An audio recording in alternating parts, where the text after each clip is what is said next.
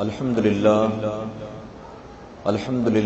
رب العالمین والعاقبۃ للمتقین والصلاة والسلام علی سید الانبیاء والمرسلین اما بعد فاعوذ باللہ من الشیطان الرجیم بسم اللہ الرحمن الرحیم وما خلقت الجن والانس الا لیعبدون صدق اللہ مولانا العلی العظیم۔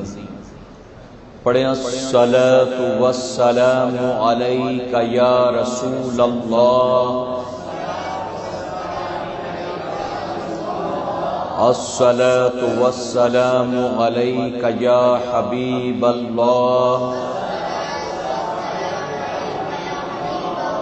الصلاۃ والسلام علیک یا نبی اللہ وعلی آلک واصحابک یا نور اللہ صلی اللہ تعالی علیہ وسلم۔ رب کعبہ کی بارگاہ میں دعا ہے مولا اپنے حبیب صاحب الاولاد صلی اللہ تعالی علیہ وسلم کے صدقہ طفیل ہم تمام حاضرین اور سامعین کو تو دم واپسی تک حق کہنے، حق سننے اور اپنے حق والے بندوں کے دامن سے وابستہ رہنے کی توفیق نصیب فرما۔ ساتھ ہی بارگاہ رب العزت میں دعا ہے کہ مولا ہم گناہگاروں سیاہکاروں کو، ہمارے والدین کو اور ہماری قیامت تک آنے والی تمام نسلوں کو صحیح معنوں میں غوث و خواجہ اور رضا سے محبت کی توفیق نصیب فرما، اور اپنے ان محبوبین کی محبتوں کا صلہ ہمیں دنیا اور آخرت دونوں جہاں میں نصیب فرما۔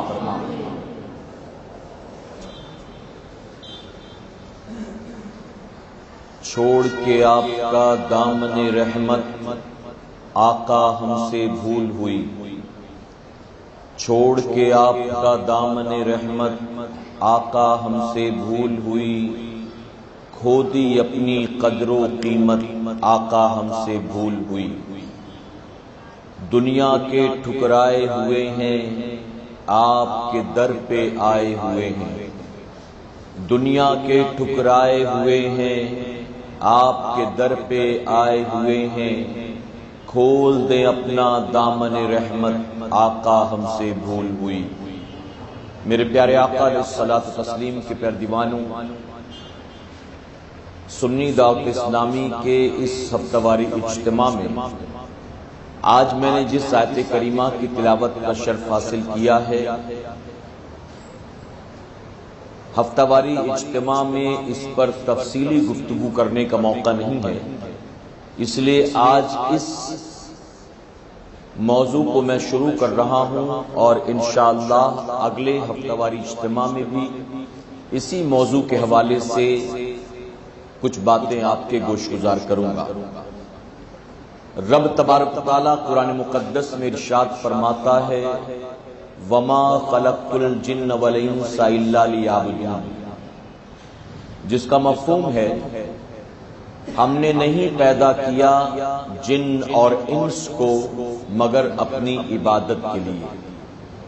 گویا رب تبارک تعالیٰ اس آیت کریمہ کے ذریعے اپنے بندوں کو یہ بتاتا ہے کہ جنات اور انسان کی تخلیق کا، ان کی پیدائش کا حقیقی مقصد کیا ہے۔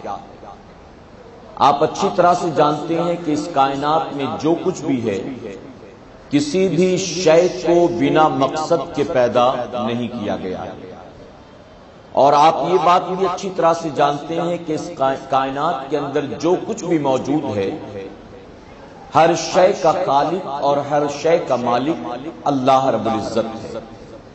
اللہ کے سوا اس کائنات کو پیدا کرنے والا یا کائنات کی کسی شے کو پیدا کرنے والا دوسرا کوئی نہیں ہے۔ اور اسی طرح سے جتنی چیزیں اس کائنات میں موجود ہیں کسی چیز کو رب تبارک تعالیٰ نے بے مقصد کے پیدا نہیں فرمایا۔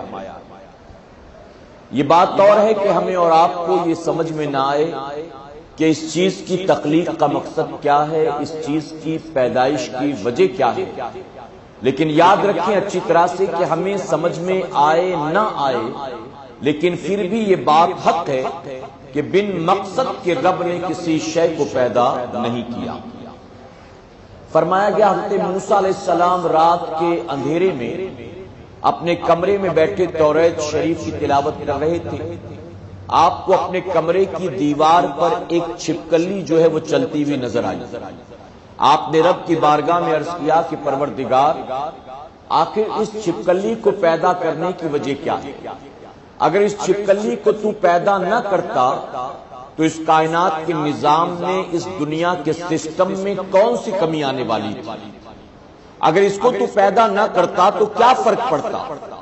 تو رب تبارک تعالیٰ فرماتا ہے کہ موسیٰ، جو سوال تو اس چھپکلی کے حوالے سے کر رہا ہے، تھوڑی دیر پہلے یہ چھپکلی جو ہے تیرے حوالے سے یہی سوال کر رہی تھی۔ آپ سن رہے ہیں توحید نیٹ ورک کی اسلامک آواز۔ Tawheed network international Islamic YouTube channel. یعنی کہ وہ چھپکلی گویا رب کی بارگاہ میں عرض کر رہی تھی کہ مولا، اگر تو نے موسیٰ علیہ السلام کو پیدا نہ کیا ہوتا تو اس کائنات کے نظام میں کیا فرق پڑنے والا تھا؟ تو بتانا یہ مقصد ہے کہ اس کائنات میں جتنی بھی چیزیں موجود ہیں، میں صرف جنات و انسان کی بات نہیں کرتا، میں چرند و پرند کی بات نہیں کرتا، بلکہ پتھر کنکر کی اگر بات کی جائے، اگر سمندر میں رہنے والے کیڑے مکوڑوں کی بات کی جائے، اگر بلوں میں رہنے والی چیٹیوں کی بات کی جائے، تو ماننا پڑے گا کہ میرے رب نے کسی کو بنا مقصد کے پیدا نہیں کیا۔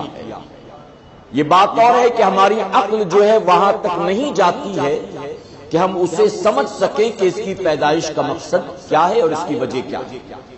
میرے پیارے آقا علیہ الصلوۃ والتسلیم کے پیروانوں، حالانکہ آپ جانتے ہیں سینکڑوں سالوں سے سائنسدان ایک چیز پر ریسرچ کر رہے ہیں اور ہر چیز کی پیدائش، ہر چیز کی وجہ سمجھنے کی کوشش کر رہے ہیں، اور یہی وجہ تو ہے کہ جو طرح طرح کی بیماریاں ہمارے اور آپ کے جسم میں پائی جاتی ہیں، ان بیماریوں کا علاج اگر ڈاکٹرز آج کر رہے ہیں تو ظاہر ہے کہ یہ ڈاکٹروں کی ریسرچ کا نتیجہ۔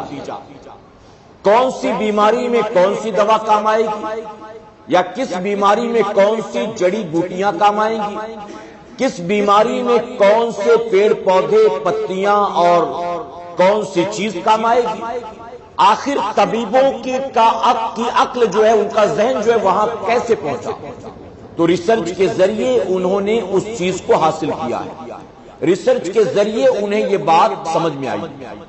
اور میرے پیارے آقا علیہ الصلوۃ والتسلیم کے پیروانوں، ریسرچ مسلسل جاری ہے سینکڑوں سال سے، اور اس کائنات میں موجود تمام چیزوں کے فوائد اور ان سے جو کچھ بھی انسانوں کو فائدہ حاصل ہو سکتا ہے، سائنسدان اس کو سمجھنے کی کوشش میں لگے ہوئے ہیں۔ ابھی کل یا پرسوں کی بات ہے، میں نے دیکھا انٹرنیٹ پر کہ گاڑیوں کے چلنے سے جو پولوشن ہوتا ہے، گاڑیوں کے انجن سے جو دھواں نکلتا ہے، جو دھواں ہمارے اور آپ کی صحت کے لیے بہت نقصان دہ ہوتا ہے، ڈاکٹرز نے ریسرچ کر کے یا ایک سائنسدان نے ریسرچ کر کے اس گاڑیوں کے ذریعے نکلنے والی ہوا کو سیاہی میں تبدیل کر دیا، یعنی اسے انک کے کام میں استعمال کیا جائے گا۔ اس نے گویا اس نقصان دہ ہوا کو، گیس کو ایک فائدے مند چیز میں تبدیل کر دیا۔ تو میرے پیارے آقا علیہ الصلوۃ والتسلیم کے پیروانوں، جتنی بھی چیزیں اس کائنات میں ہیں، مسلسل لوگوں کا ریسرچ جاری ہے، اور ان چیزوں کی پیدائش کا مقصد جو ہے آہستہ آہستہ انسانوں کی سمجھ میں آ رہا ہے۔ لوگ ہوا کے ذریعے آج کتنے کام کر رہے ہیں، آپ دیکھیں، یہ سائنس کی ریسرچ کا نتیجہ تو ہے، یہ سائنسدانوں کی عقل کا رزلٹ ہی تو ہے آپ کہیں ایک جگہ فیکس ڈالتے اور آپ کا ایگزیکٹ وہ فیکس یا ایگزیکٹ وہ لیٹر یا ایگزیکٹ وہ ڈاکومنٹ بہت دور دوسری جگہ پر نکل جاتا ہے بآسانی. کیسے پہنچ گیا؟ تو ظاہر ہے کہ یہ ہوا کے ذریعے تو سائنسدانوں نے ہوا کے ذریعے ایک چیز کو دوسری جگہ پہنچانے پر ریسرچ کی اور وہ اس کمال کو پہنچ گئے. اسی طرح سے آج آپ ایس ایم ایس دیکھیں, آج آپ پکچرز دیکھیں, آج آپ ڈاکومنٹس دیکھیں, آپ فون کالز دیکھیں, تو آپ کو پتا چلے گا کہ جو سارا نظام چل رہا ہے ظاہر ہے کہ یہ سب کچھ آنا جانا ہوا کے ذریعے. کوئی وائر نہیں لگا ہوا ہے یہاں سے لے کر امریکہ میں موجود ٹیلی فون کے درمیان, کوئی تار نہیں ڈالا گیا ہے یہاں سے لے کر ورلڈ وائڈ, بلکہ ہوا کے ذریعے, اسپیس کے ذریعے, سیٹلائٹ کے ذریعے سائنسدان ریسرچ کر کے ان چیزوں کو وجود ملا. میرے پیارے آقا علیہ الصلوۃ والتسلیم کے پیروانوں, یہ ایک زمین ہمارے اور آپ کے سامنے, جبکہ اللہ تبارک و تعالی رب العالمین, یہ تو صرف ایک عالم ہے جہاں ہم اور آپ بستے ہیں, اور اللہ صرف اسی ایک عالم کا رب نہیں ہے, وہ رب العالمین. اور اپنے محبوب جناب محمد رسول اللہ صلی اللہ علیہ وسلم کو اللہ نے رحمت للعالمین بنا کر پیدا فرمایا. تو اللہ رب العالمین اور مصطفیٰ صلی اللہ علیہ وسلم رحمت للعالمین. تو ہمیں ماننا پڑے گا کہ یہ ایک عالم ہے جہاں ہم اور آپ موجود ہیں, لیکن اس کے علاوہ اور بھی کئی عالم موجود ہیں. تبھی تو عالم کی جمع ہے عالمین, یعنی اور عالم موجود ہیں.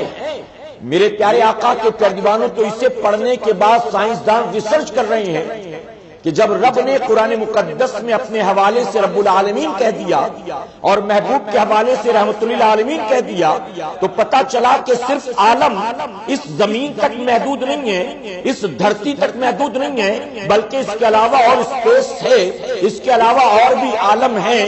تو سائنسدان ریسرچ کرتے کرتے پھر رزلٹ سامنے آیا کہ فلاں جگہ پر بھی زندگی کے امکانات پائے گئے ہیں, فلاں جگہ پر بھی زندگی کے نشانات پائے گئے ہیں, اور اس طرح سے ریسرچ کر رہے ہیں. میرے پیارے آقا علیہ الصلوۃ والتسلیم کے پیروانوں, یہ ساری گفتگو کہنے کا مقصد یہ ہے کہ رب تبارک و تعالیٰ نے اس کائنات میں کسی شے کو بنا مقصد اور بنا فائدے کے پیدا نہیں فرمایا. ہر چیز کو فائدے کے لیے پیدا کیا, ہر چیز کی تخلیق کا ایک مقصد. لیکن ہماری اور آپ کی پیدائش کا مقصد کیا ہے؟ انسان کی پیدائش کا مقصد کیا ہے؟ میں جنات کی پیدائش کی بات نہیں کرتا, چونکہ گفتگو انسانوں سے, تو اس لیے انسانوں کی بات کرتا ہوں کہ انسانوں کو اس طرف بھی غور کرنا چاہیے کہ اللہ نے ہمیں کیوں پیدا کیا. جب کوئی شے اس کائنات میں بن مقصد کے پیدا نہیں کی گئی, تو انسانوں کی پیدائش کا مقصد کیا؟ تو رب تبارک تعالیٰ فرماتا ہے, ہم نے نہیں پیدا کیا جن اور انس کو مگر اپنی عبادت کے لیے. تو رب نے گویا فرمایا کہ انسانوں, تمہاری تخلیق کا مقصد جو ہے وہ میری عبادت ہے, وہ میری بندگی ہے, وہ میری عبادت ہے. میرے پیارے آقا علیہ الصلوۃ والتسلیم کے پیروانوں, آپ یہ بھی اچھی طرح جانتے ہیں کہ کسی شے کو جس مقصد کے تحت پیدا کیا جائے, جب تک وہ اپنے مقصد میں کھری اترتی, اس وقت تک اس کی عزت جو ہے برقرار رہتی ہے, اس کا اسٹیٹس اور اس کا وقار جو ہے برقرار رہتا ہے. لیکن جب وہ چیز اپنے مقصد سے ہٹ جائے تو اس کا وقار بھی ختم ہو جاتا ہے, اس کی عزت بھی ختم ہو جاتی ہے. آپ دیکھ رہے ہیں اس وقت ہمارے اس مدرسے میں جہاں اجتماع ہو رہا ہے, 2 گھڑیاں لگی ہوئی, ایک میرے پیچھے جس میں نہ جانے کتنے گھنٹوں سے 9 بجا ہوا, اور ایک میرے سامنے جس میں میں پچھلے ہفتوں سے دیکھ رہا ہوں 11:20 ہوا ہے. تو اب اس گھڑی کو لگایا کیوں گیا تھا, اس میں سیل ڈالا کیوں گیا تھا, اس کا مقصد کیا تھا؟ اب ظاہر ہے کہ جب تک وہ بیٹری کام کر رہی تھی گھڑی کے اندر موجود, لیکن اب اس بیٹری نے کام کرنا بند کر دیا. تو جب تک وہ کام کر رہی تھی وہ گھڑی کے ساتھ ہی دیوار پر ٹنگی تھی, لیکن اب وہ سیل جو لگا ہوا ہے اپنے مقصد پر کھرا نہیں اتر رہا ہے. آپ سن رہے ہیں توحید نیٹ ورک کی اسلامک آواز. Tawheed network international Islamic YouTube channel. تو اب اس سیل کو نکال کر پھینک دیا جائے گا. پہلے سنبھالا جا رہا تھا. کیونکہ جس مقصد کے لیے بنایا گیا تھا وہ اس میں کھرا اتر رہا تھا. لیکن اب اسے نکال کر نالی میں، کوڑے کرکٹ میں، راستے میں پھینک دیا جائے گا. اس سیل کی جگہ ایک دوسرا سیل لے لے گا، اس بیٹری کی جگہ ایک دوسری بیٹری لے لے گی اور اسے نکال دیا جائے گا. اور وہ دوسری بیٹری اس وقت تک موجود رہے گی جب تک کہ اپنی تخلیق کے مقصد میں کھری اترتی رہے گی. اسی طرح سے آپ ہاتھ کی گھڑی دیکھ لیں، یا آپ اپنے لباس کو دیکھ لیں، یا آپ اپنی گاڑی دیکھ لیں، سائیکل دیکھ لیں، جوتے چپل دیکھ لیں، اپنے کپڑے دیکھ لیں، رومال دیکھ لیں، ٹوپی دیکھ لیں. جس مقصد کے تحت ان چیزوں کو بنایا گیا، جب تک یہ اپنے مقصد میں کھرے اترتے ان کی عزت باقی رہتی. آپ کپڑا پہنتے ہیں، مقصد کیا ہے؟ سطر کو ڈھانکنا مقصد ہے. موسم کی تبدیلیوں کا مقابلہ کرنا مقصد ہے. گرمی کے اعتبار سے ہم نے کپڑے پہنے، سردی آئی تو موٹے کپڑے پہن لیے، بارش آئے تو ہم نے اس کے اوپر جیکٹ بھی پہن لیا، ہم نے چھاتا بھی لے لیا. تو اب جب تک اپنے مقصد میں یہ چیزیں کھری اتر رہی ہیں ان کا احترام باقی. لیکن اب یہی کپڑا پھٹ جائے، یہی کپڑا بہت پرانا ہو جائے، اس کے دھاگے نکل جائیں، اس میں جگہ جگہ پر چھید ہو جائے، تو پھر اسے ظاہر ہے کوئی پہننا پسند نہیں کرتا. اب کیا کرتے؟ پہلے بہت عزت سے رکھتے تھے، اسے وقتاً فوقتاً پہنتے تھے، دھوتے تھے، پریس بھی کرتے تھے، ہینگر میں ٹانگ کر رکھتے تھے، اس میں عطر بھی لگاتے تھے، اسے پہن کر نکلتے تھے فخر و شان کے ساتھ. لیکن اب جب اپنے مقصد سے وہ چیز ہٹ گئی، اب اس کو پہننا کوئی پسند نہیں کرتا، بلکہ اس کو پھاڑ کر اب زمین پوچھنے کے کام میں لیا جائے گا، یا اس کو پھاڑ کر جو ہے کسی کپڑے میں لگا دیا جائے گا، اس کی چادر یا گودڑی وغیرہ سل کر بنا دی جائے گی. تو میرے پیارے آقا کے پیروانوں، بتانے اور سمجھانے کا مقصد یہ ہے کہ جس مقصد کے تحت کسی چیز کو پیدا کیا جائے، بنایا جائے، جب تک وہ چیز مقصد میں کھری اترتی ہے اس کی عزت برقرار رہتی ہے، اس کا اسٹیٹس وقار باقی رہتا ہے. اور جب وہ اپنے مقصد سے ہٹ جائے تو اس کا وقار بھی ختم ہو جاتا ہے، اس کی عزت بھی ختم ہو جاتی ہے. اب آج پوری دنیا میں، بہت توجہ کے ساتھ سنیں، پوری دنیا میں آپ دیکھ رہے ہیں کہ ہم اور آپ یعنی مسلمان ذلیل و خوار ہو رہے ہیں، مسلمان باطل کے ظلم و زیادتیوں کا شکار ہو رہے ہیں. کل تک یہی مسلمان 313 تھے اللہ کی وحدانیت کا اقرار کرنے والے، نبی آخر الزمان جناب محمد رسول اللہ صلی اللہ علیہ وسلم کی محبت میں اپنی جان کی پرواہ کیے بغیر میدان بدر میں نہتے اترنے والے. تو جب یہی 313 نہتے مجاہدین جو اپنی تخلیق اور اپنی پیدائش کے مقصد میں کھڑے اتر رہے تھے، میدان بدر میں جب یہ پہنچتے تھے تو مکے کے کافروں کو بھاگنے کا راستہ نہیں ملتا تھا، بھاگنے کا راستہ نہیں ملتا تھا. اللہ نے عزت دی تھی، اللہ نے ان کو وقار و اسٹیٹس دیا تھا. جب نکلتے تھے کسی راستے، کسی ملک، کسی گلی کوچے سے تو لوگوں کے دلوں پر ہیبت طاری ہو جایا کرتی تھی. جب مکے کے کافر چلے مدینہ منورہ کی طرف حملہ کرنے کے لیے، میدان بدر کی طرف، تو اس وقت ابو جہل نے کہا تھا کہ اپنے ساتھ رسیاں بھی لے لو، اپنے ساتھ اونٹ بھی لے لو، ہم مسلمانوں کو شکست دیں گے اور اس کے بعد مسلمانوں کو ہم رسیوں سے باندھیں گے، ان کو اپنی اونٹنیوں پر لادیں گے اور انہیں وہاں سے اٹھا کر مکے لے آئیں گے اور سب کو بتائیں گے ہمارے مقابلے میں آنے والوں کا انجام کیا ہوتا ہے، ہم سے ٹکرانے والوں کا حشر کیا ہوتا ہے.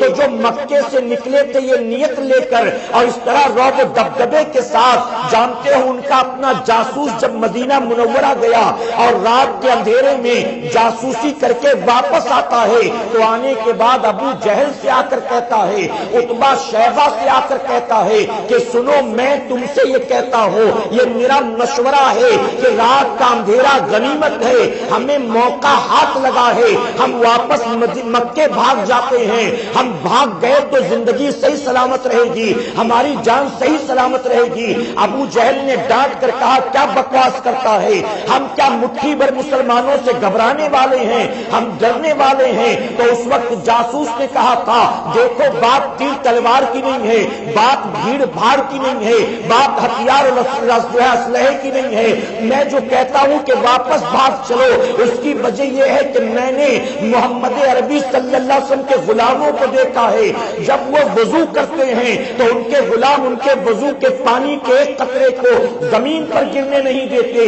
ارے جو اپنے نبی کے وضو کے پانی کو زمین پر گرنے نہیں دیتے، کیا وہ کل جو ہے ان کے خون کو زمین پر گرنے دیں گے؟ جو اپنے نبی کے وضو کے پانی سے اتنا پیار کرتے ہیں، اپنے نبی سے کتنا پیار کرتے ہوں گے؟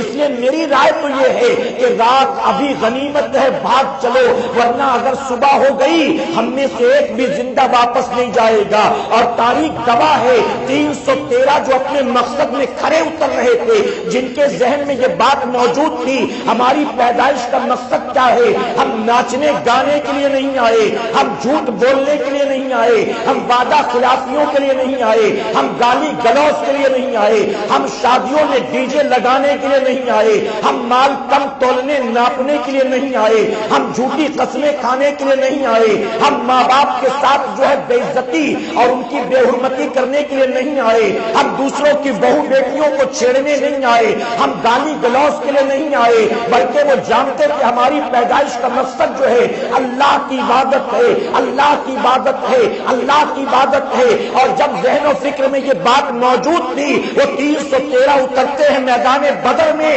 اور ابو جہل ابو لہب جیسے عتبہ شیبہ جیسے کافروں کو بھاگنے کا راستہ بھی نہیں ملتا۔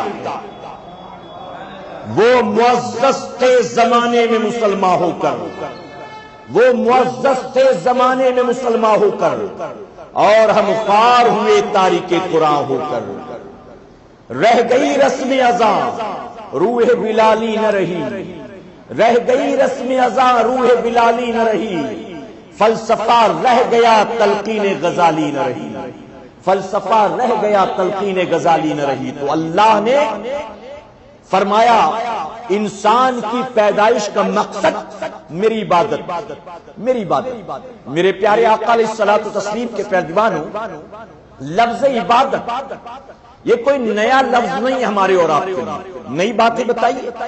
ارے مسلمان کو اتنا یوز ٹو ہے اس ورڈ سے، اگر کہوں تو غلط نہیں ہوگا، غیر مسلم سے پوچھو کہ عبادت کا مطلب کیا ہے، عبادت کا مطلب، تو وہ بھی آپ کو بتا دے گا کہ عبادت سے مراد کیا ہے۔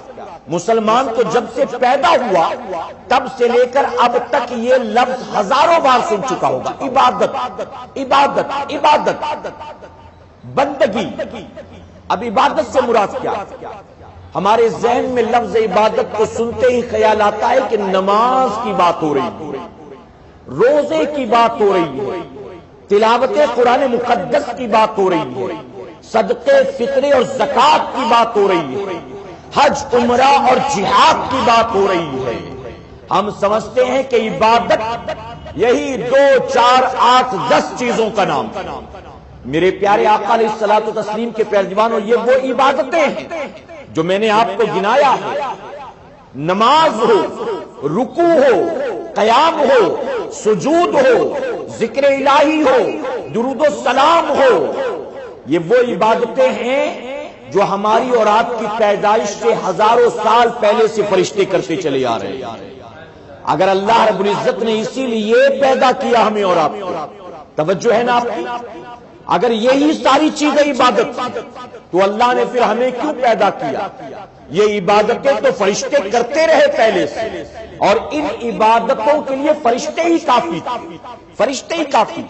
کیا رب تبارک تعالیٰ نے اس لیے پیدا کیا کہ یہ بندے میرا سجدہ کرے تاکہ سجدہ کرنے والوں میں اضافہ ہو جائے؟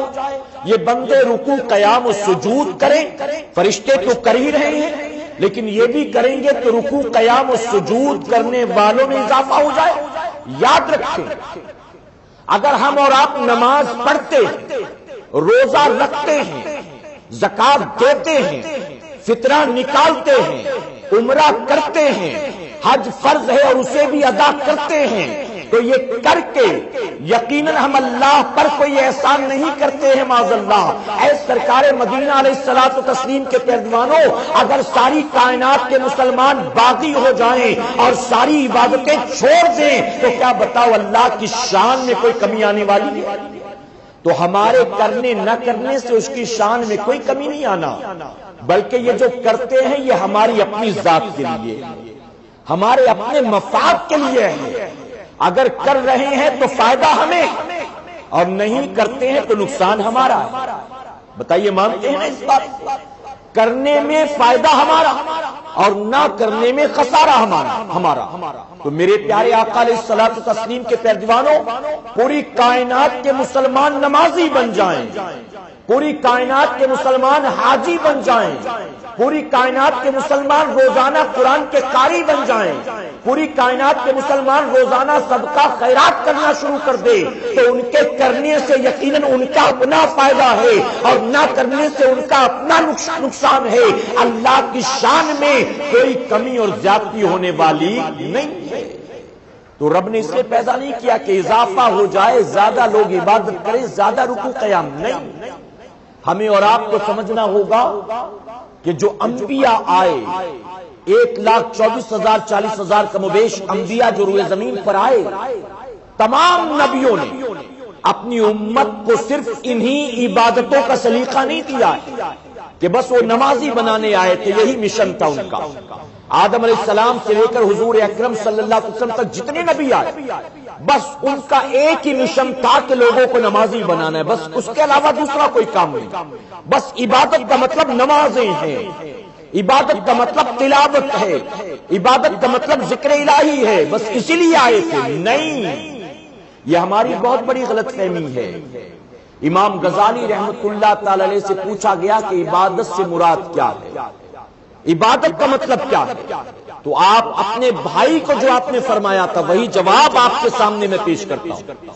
آپ نے فرمایا عبادت سے مراد حقوق اللہ اور حقوق العباد کو ان کے وقتوں پر ادا کرنا، یہی واقعی عبادت ہے، یہی سچی عبادت ہے۔ صرف قرآن لے کر بیٹھے رہیں اور ماں باپ کی نافرمانی کریں، صرف قرآن کی تلاوت کریں اور پڑوسیوں کو گالیاں دیتے رہیں، کیا یہ عبادت ہے؟ بتائیے۔ نماز تو 5 وقت کی پڑھتا ہے، لیکن دکان پر جا کر ڈنڈی بھی مارتا ہے، جھوٹی قسمیں بھی کھاتا ہے، 20 روپے کا مال قسم کھا کھا کے 50 روپے میں بیچتا ہے اور دعوے کرتا ہے کہ میں لے کر ہی آیا ہوں 50 میں، مجھے تو ملا ہی 100 روپے میں، میں تو اس پر 5 روپیہ کما رہا ہوں۔ تو ظاہر ہے کہ یہ چیزیں تو صحیح نہیں ہیں، یہ چیزیں تو صحیح نہیں۔ میرے پیارے آقا علیہ الصلوۃ والتسلیم کے پیروانوں، تو عبادت سے مراد صرف یہی 2 4 5 چیزیں نہیں ہیں جو ہمارے ذہن میں بچپن سے بیٹھی ہوئی ہیں، بلکہ عبادت سے مراد ایک مسلمان اگر قرآن و سنت کے مطابق، توجہ ہے نا آپ کی، ایک مسلمان اگر قرآن و سنت کے مطابق، اللہ اس کے رسول صلی اللہ علیہ وسلم کے فرمان کے مطابق اپنی زندگی کے ایک لمحے کو گزارتا ہے تو اس کی زندگی کے ہر لمحے کو اللہ عبادت میں شامل فرما دے گا۔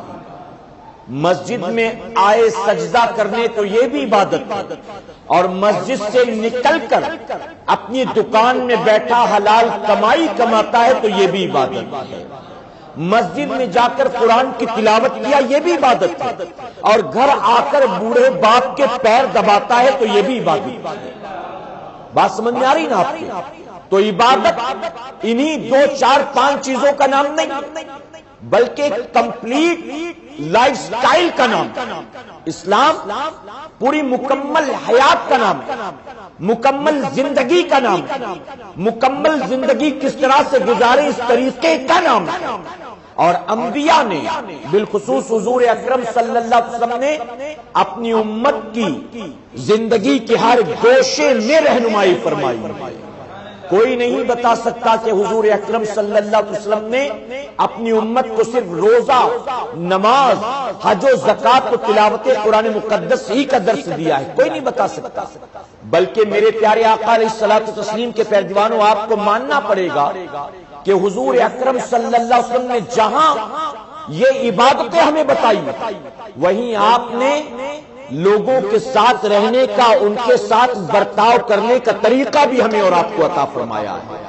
اپنے ماں باپ کے ساتھ کیسے پیش آنا، اپنے بیوی بچوں کے ساتھ کیسے پیش آنا، اپنے بھائی بہنوں کے ساتھ کیسے پیش آنا، اپنے رشتہ داروں کے ساتھ کیسے پیش آنا، اپنے دوست احباب کے ساتھ کیسے پیش آنا، اپنے پڑوسیوں کے ساتھ کیسے پیش آنا، ایک عام مسلمان کے ساتھ کیسے پیش آنا ہے، یہاں تک کہ عام انسان کے ساتھ کیسے پیش آنا ہے، جو دوسرے مذاہب کے ماننے والے ہیں ان کے ساتھ کیسے پیش آنا ہے۔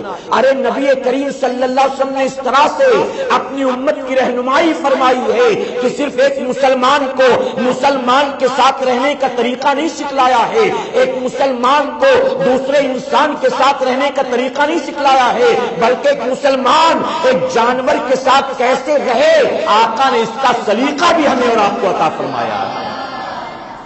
حضور اکرم صلی اللہ علیہ وسلم جب رہنمائی فرماتے، تربیت دیتے، تو آپ نے یہاں تک فرمایا کہ اگر تم سواری پر سوار ہو کر جا رہے ہو، توجہ ہے نا آپ کو، سواری پر سوار ہو کر جا رہے ہو اور راستے میں کوئی تمہاری جان پہچان والا مل جائے تو تم سواری پر بیٹھے بیٹھے اس سے گفتگو نہ کرو، بلکہ سواری سے نیچے اتر کر اس سے گفتگو کرو، کہ جب تک تم نیچے اتر کر اس سے گفتگو کرو گے اتنی دیر میں سواری کو کچھ آرام مل جائے گا۔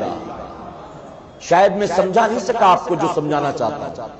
آپ اندازہ لگائیں کہ حضور اکرم صلی اللہ علیہ وسلم نے صرف حقوق انسانی کی بات نہیں کی ہے، صرف مسلمانوں کے حقوق کی بات نہیں کی ہے، بلکہ وہ ایسے رحمت للعالمین ہیں کہ میرے آقا صلی اللہ علیہ وسلم انسانوں کے ساتھ ساتھ ایک جانور کے ساتھ ہم کیسے پیش آئیں اس کا طریقہ بھی عطا فرما رہے ہیں، کہ میرے آقا اس جانور کی مدد کر رہے ہیں، اس کی بھی فکر کرتے ہیں، اس کے لیے بھی رحمت للعالمین بن کر آئے ہیں، وہ بھی تو اسی عالم میں ہے، تو اسے کیسے فراموش کر سکتے؟ اس لیے میرے آقا صلی اللہ علیہ وسلم نے فرمایا اتنی دیر نیچے اتر جاؤ تاکہ اس کو کچھ آرام مل جائے، اس کو کچھ آرام۔